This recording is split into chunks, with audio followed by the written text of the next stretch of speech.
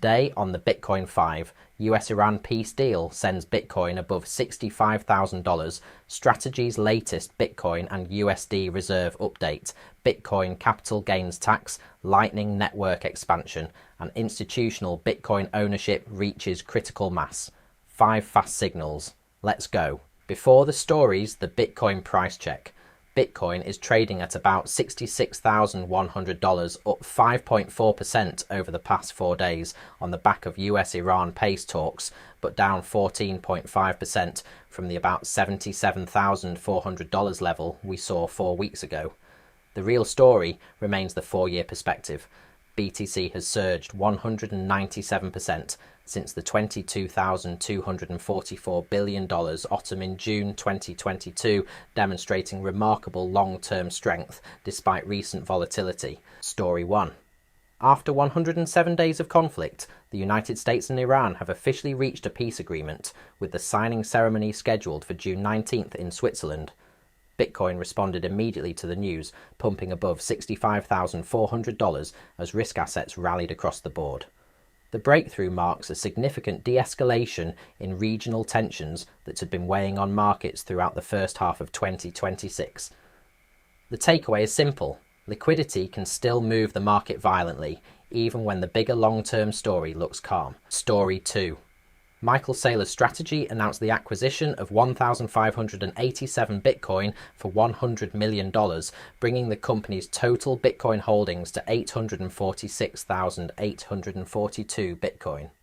The purchase represents an average price of approximately about $63,000 per coin, taking advantage of recent price weakness below the current about $66,100 level.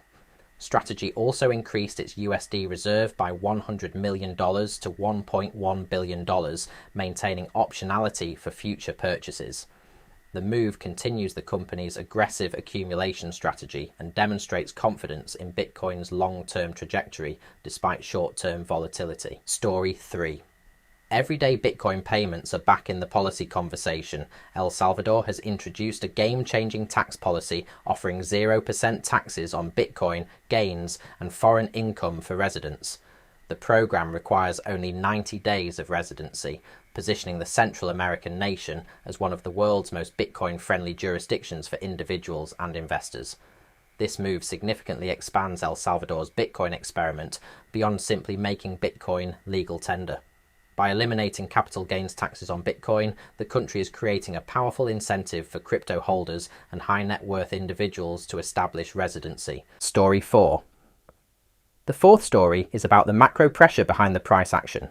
Bitcoin's Lightning Network has integrated with GCash, the Philippines' dominant mobile payments platform, instantly connecting 94 million users to Bitcoin's second layer payment rail. The integration represents one of the largest single expansions of Lightning network accessibility in Bitcoin's history. GCash processes billions of dollars in transactions annually and serves as the primary digital wallet for millions of Filipinos.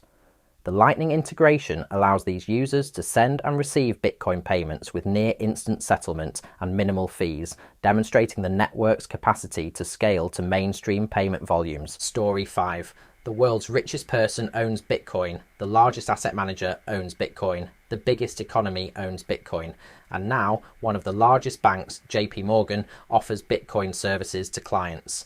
That matters because this convergence of institutional participation marks a fundamental shift in Bitcoin's market structure. The broader point is not the headline alone, but what it tells us about Bitcoin's place in the financial system. That's today's Bitcoin 5. Let me know your favourite story from today in the comments below, and subscribe now so tomorrow's update lands directly in your feed. I'll see you tomorrow.